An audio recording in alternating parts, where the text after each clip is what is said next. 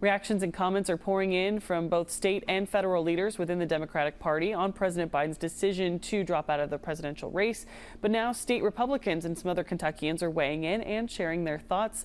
WKYT's Alyssa Williams reports.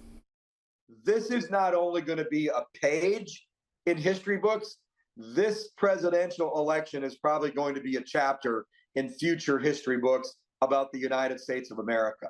Kentucky Republican leaders are sharing their thoughts on President Joe Biden's withdrawal as the 2024 presidential Democratic candidate. Kentucky Senate Majority Leader Damon Thayer is among those speaking out. But America deserves better. I don't see how they're not going to nominate Kamala Harris.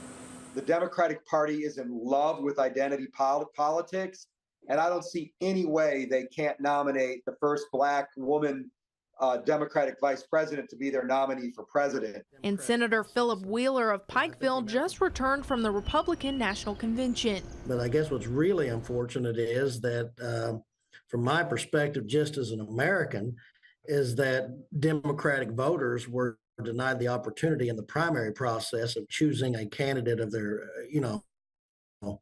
selecting a candidate of their choosing. Alongside state leaders, Kentucky residents like Ryan Taylor say the writing was on the wall. It's kind of something I feel a lot of people probably predicted. But others like Beth Johnson are wondering how this will impact the Democratic Party as a whole.